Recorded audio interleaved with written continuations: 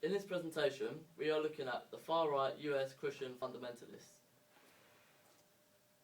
Introduction. Within this presentation, we'll be looking at how Christianity came to America. We will show the history of Christianity, the current state of Christian extremists in America. We will show different groups such as the KKK and the Hattori clan. And we will also show ways in which the fundamentalists are linked to media. We'll be doing this using various case studies and examples to help get our point across. How did Christianity come to America and how did it evolve? In the late 1400s, the people who were in power at the time looked into America and saw that it was just territory, not yet taken over by Islam. Therefore, they wanted America to become purely Christian. So as a result, they made a treaty of Tordesillas, is an example, in 1494. Here they've got a line where they split the map down the middle. They sent Spain to the left and Portugal to the right to help them convert other countries into Christianity. The encomienda system. Once the Spanish had settled, they set up little plantations with African and native Indian slaves. They also started gold mining. The settlers were encouraged to become Christian, and they did this by using the encomienda system. This is basically where the government would try to persuade the native settlers to convert to Christian, and if they agreed to convert, they would give them Indian slaves as a result.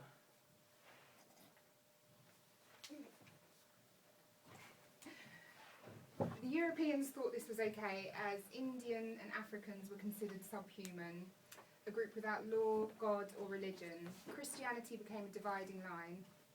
There was a famous case in Virginia in 1630 in which authorities punished a white settler for abusing himself to the dishonour of God and shame of Christians by defiling his body in lying with a Negro.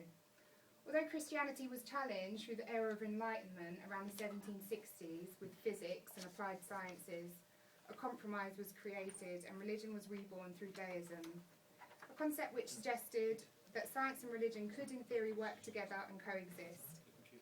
An idea supported by those such as Newton, who believed that by studying the natural world, it was perfectly conceivable to suggest that there was indeed an almighty creator. He also disagreed with religion being used in society as a source of power and control. So instead of supernatural ideas of Jesus and the Immaculate Conception, colonialists looked to the Bible as guidelines for ensuring good social behaviour. However, a second awakening came to Southern revivalists, and they used Christianity to develop white identity. They focused on sinners rather than saints and continued to use the fear of damnation to create religious and racial segregation, enabling a cleansing of society. After the Civil War, social Christianity started, and some Christians became communal and generous and worked to reform and improve fellow Americans. In the early 1900s, with progressivism, came social gospel, which united Christianity to psychological and social sciences. Stories from the Bible were seen as metaphorical. For example, Adam and Eve were a reflection of human development. From the 19th century, we began to see clear divisions within Christianity and an obvious need to define each denomination. Protestants, with the support from evangelicals, led their beliefs inerrantly, whilst liberals chose to accommodate contemporary views which incorporated the progress of science, such as Darwin. And this is where the Christians divided into two wings. The right-wing fundamentalists pushed their extreme views and utilised religion to cause mass hysteria.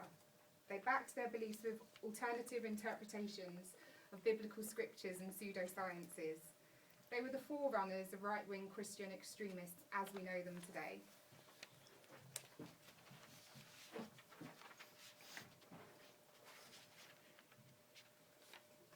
One of the groups that make up the movement are the Ku Klux Klan. They were founded in 1866 and are made up of white Christian fundamentalists that believe that the white population are made in the image of God. There are around 5,000 members in each group of the KKK, mainly positioned in South and Midwest America. The Army of God believe that violence is acceptable if it means abortion is to end. There was a case where 2 members of the Army of God murdered 2 doctors that performed abortions. They tried to justify this as a justifiable homicide, as they were saving lives. The Hatari freely admit to take violent means if necessary to do so, and they say that preparing for the end of time, battles to keep the testimony of Jesus Christ alive, meaning they will take any kind of violent act to save the image of God. In March 2010, they plotted to murder all law enforcement officers in hopes of setting an anti-government uprising.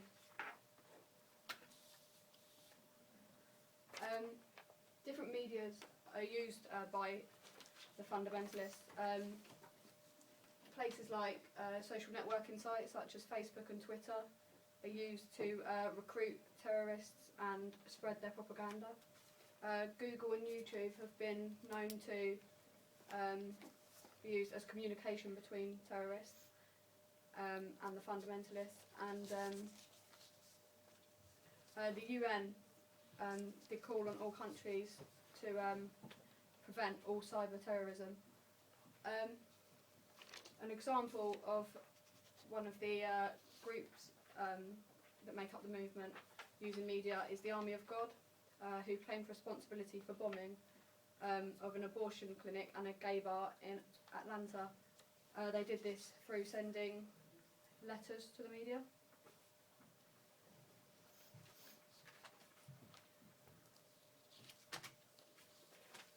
The right-wing Christian extremists impose many issues.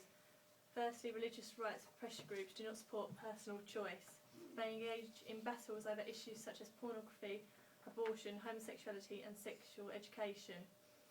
They want to apply their understanding of the teachings of Christianity to politics and public policy by proclaiming the value of those teachings and using them to influence laws.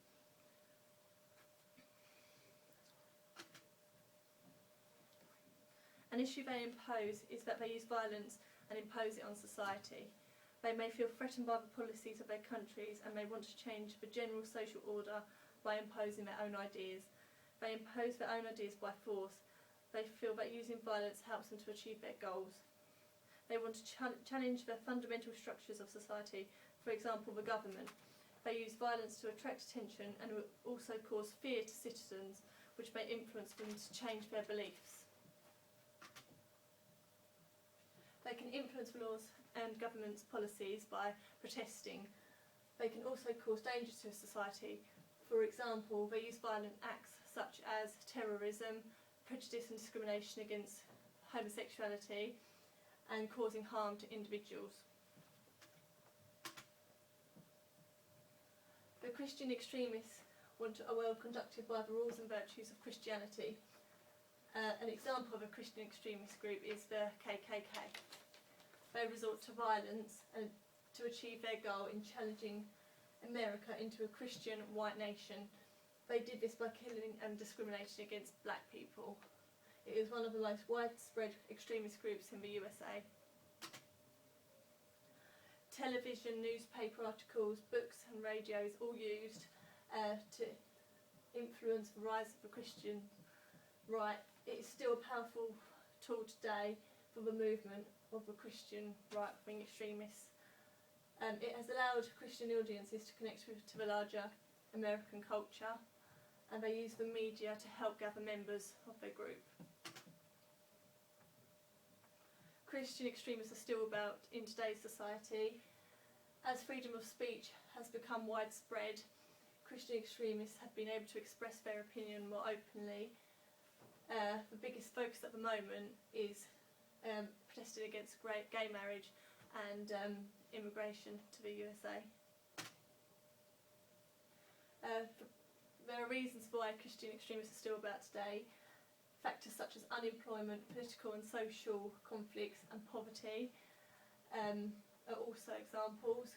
Globalisation and democratisation, they might be intimidated by today's world. Like I said before, freedom of speech. Also, governments cannot intervene unless violence occurs, and in that case, like, it may be too late to intervene and can't do anything.